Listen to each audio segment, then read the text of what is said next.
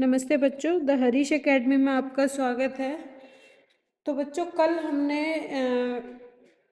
Chapter जो आधारभूत लोकतंत्र है, इसमें हमने कल स्थानीय सरकार में कहाँ की जो पंचायत थी वो वाला चैप्टर कंप्लीट किया था। और गांव में, ग्रामीण एरिया में जो पंचायत का कार्य होता है वो उनके बारे में देखा था, क्वेश्चन आंसर्स डिस्कस किए थे, राइट। आज हम करेंगे नगरीय क्षेत्रों में स्थानीय सरकार, यानी कि जो नगरीय क्षेत्र होते हैं उनमें स्थानीय सरकार का क्या महत्व होता है और किस तरीके से ये कार्य करती है। ओके, यहाँ पे सबसे पहले हमें एक कोट दे रखा है जो कि किसका है, रुस्तम के सिद्धवा। सदस्य किसके थे ये, संविधान सभा के। संविधान सभा में चर्चा के दौरान ये बात कही थी इन्होंने 13 अक्टूबर 1949 को। ओके, सो क्या कहा था इन्होंने 13 अक्टूबर 1949 को, मैं चाहता हूं एक पूर्ण विकसित स्थानीय निकाय का शीघ्र गठन किया जाना चाहिए। यानी कि जो एक थोड़े से एरिया में या फिर नगर में होता है, इस तरीके के किसी निकाय का, किसी मतलब जैसे कॉन्स्टिट्यूशनल बॉडीज वगैरह होती हैं, इसकी तरह किसी बॉडी का, स्थानीय निकाय का शीघ्र गठन किया जाना चाहिए, ताकि लोग यह सचमुच जान सकें कि एक छोटे से क्षेत्र में, उनके अपने नगरों में, उनके अपने गांव में प्रशासन क्या है। अब जो ये देखो नगर निगम पार्षद होते हैं, है ना, पार्षद हो गए या फिर सरपंच हो गए, ग्राम पंचायत में सरपंच हो गए गांव में, है ना, ये सब क्या होता है, ये इसीलिए तो कि भाई लोग, गांव के लोग या जो ये नगर है इनके लोग भी क्या जान सके, प्रशासन के बारे में जान सके, मताधिकार क्या होते हैं, शक्तियां क्या हैं, अधिकार क्या है और विशेषाधिकार क्या है, इनके बारे में जान सके, राइट। अब देखो, हमें यहाँ पर एक पिक्चर दे रखी है, कहाँ की है, बृहन मुंबई म्यूनिसिपल कॉरपोरेशन, मूल रूप से बॉम्बे म्यूनिसिपल कॉरपोरेशन 1865 में गठित किया गया था। तो यहाँ की एक पिक्चर है। अब हमें कुछ महत्वपूर्ण प्रश्न दे रखे स्टार्टिंग में, जो कि क्या है, नगरीय स्थानीय निकाय क्या होता है, उसके कार्य है, और सरकार और लोकतंत्र में ये क्यों महत्वपूर्ण है। ठीक है, तो ये क्वेश्चंस हम हमेशा की तरह पहले चैप्टर रीड करेंगे, उसके बाद हम ये करेंगे। ठीक है, अब देखते हैं इसका परिचय। पिछले अध्यायों में हमने पढ़ा है कि कैसे किसी लोकतंत्र में सुशासन का उद्देश्य नागरिकों को सशक्त बनाना है, ताकि वे देश के कार्यों में सक्रिय रूप से, यानी कि एक्टिव होकर पार्टिसिपेट कर सके, भाग ले सके, चाहे यह ग्रामीण क्षेत्र या नगरीय, राज्य या राष्ट्रीय स्तर पर हो। यह सहभागी लोकतंत्र की वृहत धारणा है। हमने एक ग्रामीण संदर्भ में इस व्यवस्था की मूल बातों को जाना। आइए अब देखें कि यह एक नगरीय परिदृश्य में कैसे कार्य करती है। चूंकि ग्रामीण परिवेश की तुलना में नगरीय परिदृश्य सामान्यतः अधिक जटिल और विविध होता है। देखो, ग्रामीण परिवेश क्या होगा, ग्राम तो एक बहुत छोटी सी जगह हो गई है ना, कुछ एकड़ में फैला एक गांव, इस तरीके से। लेकिन जो नगर है वो तो काफी बड़े एरिया में फैला हुआ होता है, तो उसकी जो परिदृश्य है सामान्यतः ज्यादा जटिल और विविध होगी, यानी डाइवर्सिटी ज्यादा होगी। इसलिए समझा जा सकता है कि नगरीय शासन भी अधिक जटिल होगा, लेकिन हम यहाँ उसके मूल सिद्धांतों तक ही सीमित रहेंगे। आइए पता लगाएं, एक गांव या कस्बे की तुलना में कोलकाता, चेन्नई या मुंबई जैसे नगर क्यों अधिक जटिल और विविध हैं। ये आप करके देखेंगे, उससे वैसे क्यों जटिल होंगे, क्योंकि ये बड़े नगर हैं, बड़े शहर हैं। ये सहपाठियों के साथ मिलकर अपने किसी परिचित नगर में रह रहे विविध समुदायों की एक सूची तैयार कीजिए। आप में से कितने यह सूची बना पाए, आपने इस सूची में और क्या पाया। इससे पहले कि हम शहरी क्षेत्रों में शासन और प्रशासन को समझें, हमें जो शहरी क्षेत्र उनमें क्या क्या समझना है, शासन को और प्रशासन को।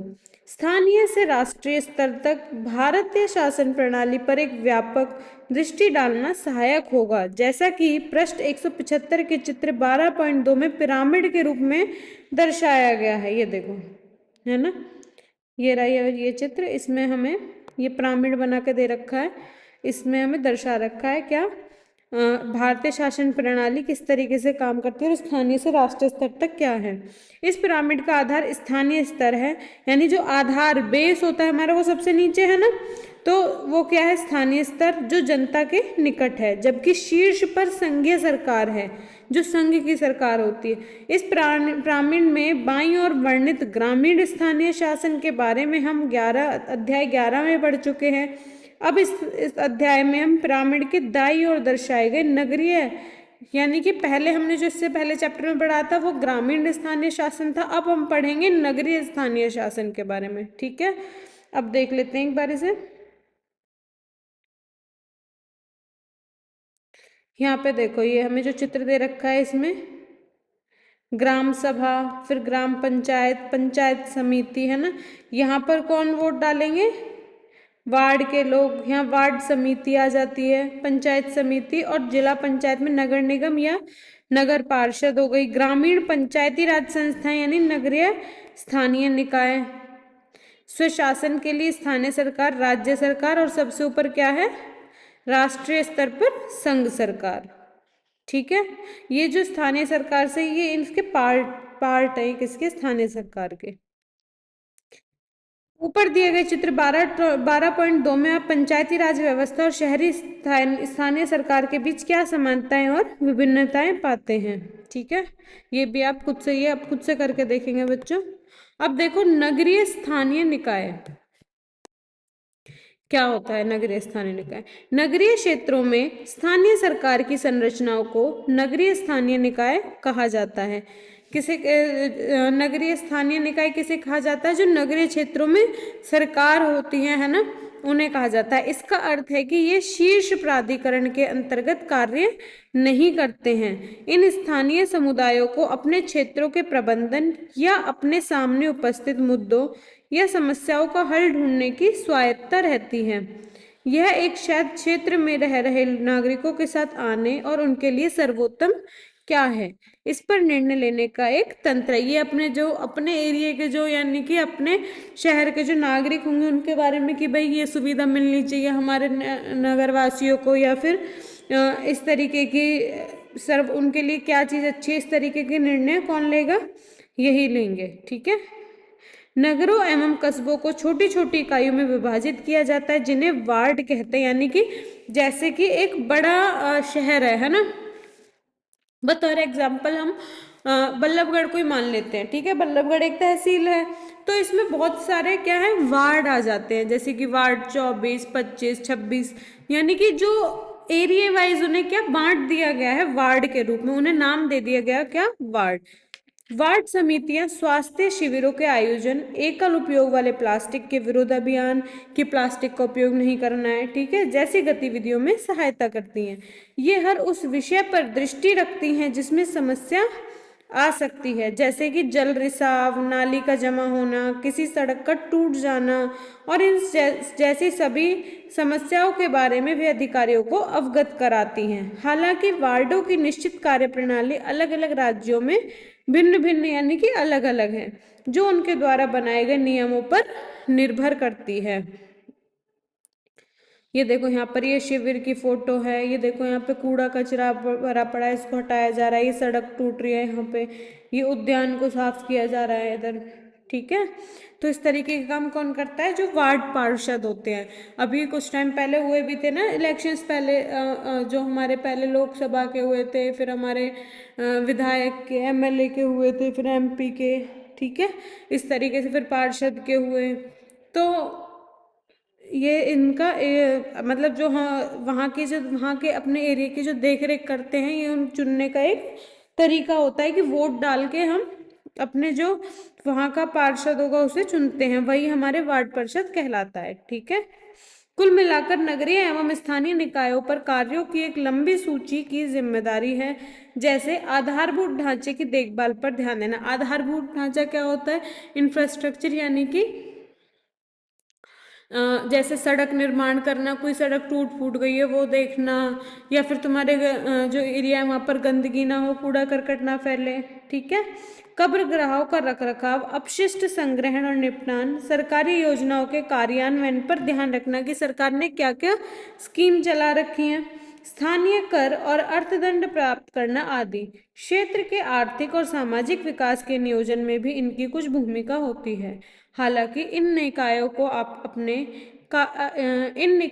अपने कार्यों को कुशलता पूर्वक करने में सक्षम होने के लिए नागरिकों को भी अपने कर्तव्यों का पालन करना चाहिए। देखो, ठीक है, हमारे जो यहाँ के निगम पार्षद हुए या वार्ड पार्षद हुए, उन्होंने कुछ रूल्स बना दिए, साफ सफाई कर दी, लेकिन वो साफ सफाई बनी रहे उसके लिए प्रयास तो हमें ही करना होगा ना, जो आम नागरिक हैं। अगर हम वहाँ बार बार गंदगी फैलाएंगे तो वहाँ गंदगी फैलेगी, इसलिए हमें वहाँ पे गंदगी ही नहीं फेंकनी। जब वहाँ से सफाई क्लीन हो गया पूरा तो क्यों फेंकना, तो उसके लिए हमें भी सहयोग करना होगा, अपने कर्तव्यों का पालन करना होगा। अर्थात नागरिकों को अपने क्षेत्र की देखभाल और रखरखाव का ध्यान रखना चाहिए। याद रहे कि यह एक सहभागी लोकतंत्र है, यानी कि यहाँ सबके सहयोग से सब काम होता है। उदाहरण के लिए यदि लोग कूड़े के पृथक्करण के बारे में निर्देशों का सावधानी पूर्वक पालन करें। पृथक्करण क्या होता है? अलग करना। पृथक्करण का मतलब क्या होगा? अलग करना। जैसे कि गीला और सूखा कूड़ा है ना, अलग अलग डालें, तो ये हो गया हमारा पृथक्करण। अथवा यदि वे किसी गली और रास्ते में जल रिसाव पाते हैं तो इसके बारे में तुरंत सूचना देने से बहुमूल्य जल का अपव्यय रुकेगा, यानी कि जो बर्बादी हो रही है जल की वो बच जाएगी। क्या आप ऐसे और 4-5 कार्य सोच सकते हैं जिनसे कर्तव्यनिष्ठ नागरिक नगर के अपने अपने क्षेत्र की देखभाल करने में सहायता कर सकते हैं? ये करके देखेंगे बच्चों आप, ठीक है। अब देखो, हमें यहाँ पे एक पिक्चर दे रखी है, किसकी है?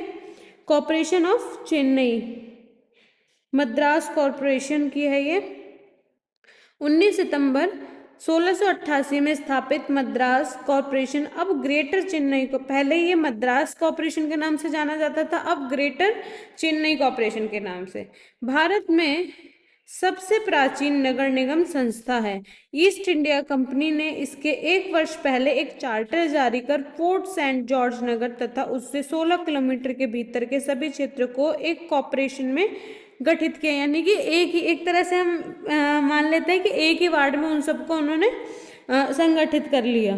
1792 के एक संसदीय अधिनियम ने मद्रास कॉरपोरेशन को नगर में स्थानीय कर लगाने की शक्ति प्रदान की, जिससे स्थानीय नगरीय स्वशासन सुचारू रूप से आरंभ हुआ या फिर शुरू हुआ। कर मतलब टैक्स लगाना।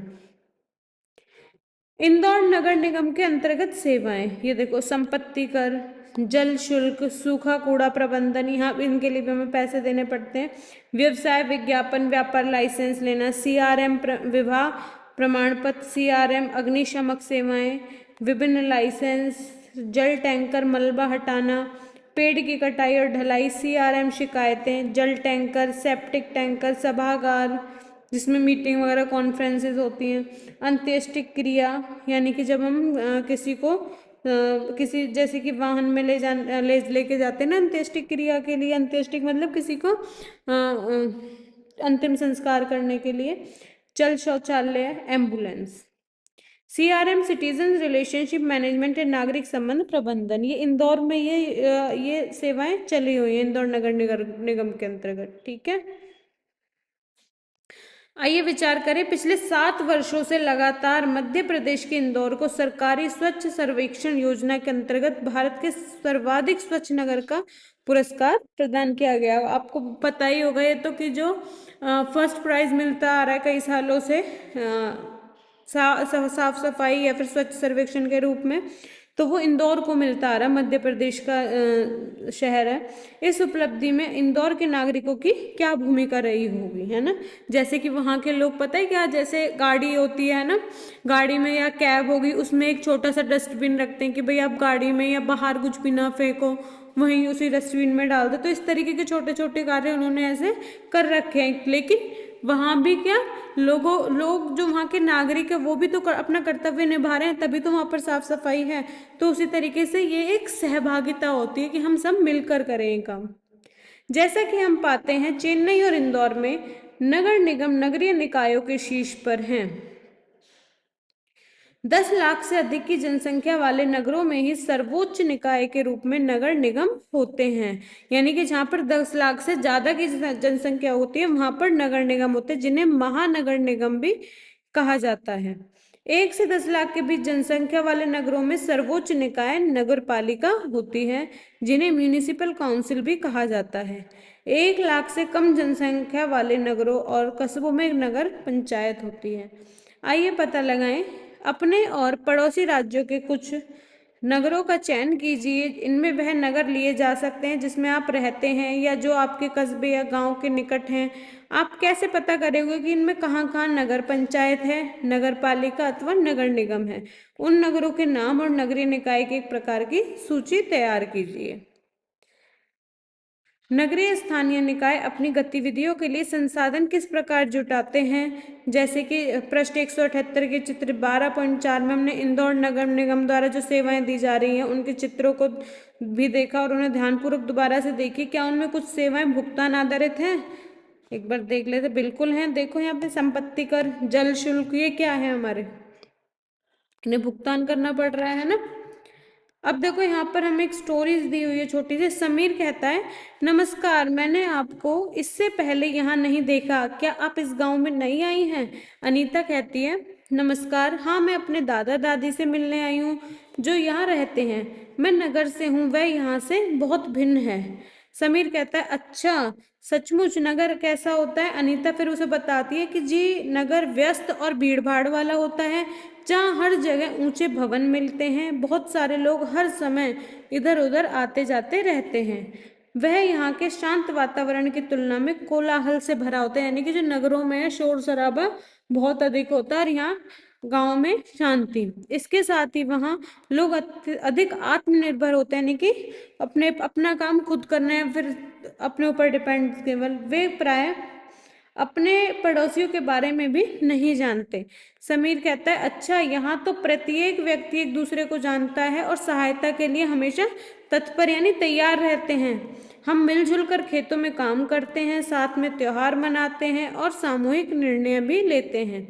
अनीता कहती है, वैसे नगर में कुछ सामुदायिक भावना है। हाल ही में भारी वर्षा के कारण 2 गली के बाद एक मकान ढह गया था। इसके बाद आसपास से दर्जनों लोग मलबे को हटाने में सहायता के लिए एकजुट हो गए और सुनिश्चित किया कि कोई मलबे के अंदर फंस ना रह जाए। समीर कहता है, क्या ऐसे मामलों में स्थानीय सरकार सहायता नहीं करती?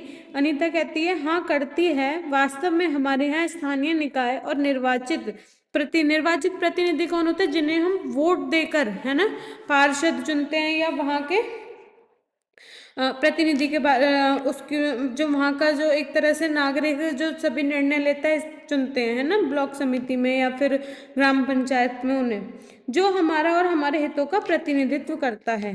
समीर कहता है, अच्छा यह तो ग्राम पंचायत जैसी प्रतीत होती है, बस केवल उससे बड़ी है। हमारे यहाँ भी सदस्य निर्वाचित होते हैं, लेकिन चूंकि वे एक दूसरे को जानते भी हैं इसलिए अधिक लोग उसमें भाग लेते हैं और गांव से संबंधित हर प्रकार के विषयों पर चर्चा करते हैं। कभी कभी हम बच्चों की बात भी सुनी जाती है। अनीता कहती है, सच में? आप कुछ बढ़ा चढ़ाकर तो नहीं बोल रहे हो? समीर कहता है, बिल्कुल नहीं। एक दिन की बात है, कुछ बच्चों ने पाया कि बिजली का एक तार खतरनाक तरीके से नीचे लटका हुआ है। देखो यहाँ पे बच्चे खड़े हुए देख रहे हैं ना पिक्चर, यहाँ पे तार लटक रहा है जो एक भवन को लगभग छू रहा है। हमने न केवल इसकी रिपोर्ट की बल्कि अपनी ग्राम सभा के एक सदस्य को सुझाया कि बिजली का खंभा कुछ दूरी पर स्थानांतरित यानी कि उसे दूरी पर परिवर्तित किया जाए, और ऐसा किया गया। अनीता कहती है, बहुत अच्छा, मुझे लगता है कि लोकतंत्र को इसी तरह कार्य करना चाहिए। यह शहर में अधिक जटिल प्रतीत होता है, लेकिन मूल विचार वही है कि प्रत्येक व्यक्ति का मत महत्व रखता हो। समीर कहता है, हाँ रखता है। अच्छा क्षमा कीजिए, मुझे अभी कहीं जाना है। मेरी माताजी को खरीदारी के लिए मेरी सहायता की आवश्यकता है। नगर के बारे में बताने के लिए आपका धन्यवाद। अनीता कहती है, और मुझे अपने गांव के बारे में बताने के लिए आपका भी धन्यवाद। मैं निश्चित रूप से यहाँ आसपास देखूंगी। समीर कहता है, अच्छा हो सकता है कि कभी हम फिर मिले, नमस्कार। सो बच्चों, ये चैप्टर भी हमारा हुआ कंप्लीट। ठीक है, कल हम इसके प्रश्न उत्तर भी करेंगे। ठीक है, तो मिलते हैं हम अपनी नेक्स्ट वीडियो में। तब तक के लिए नमस्ते, आपका दिन शुभ हो। Thank you.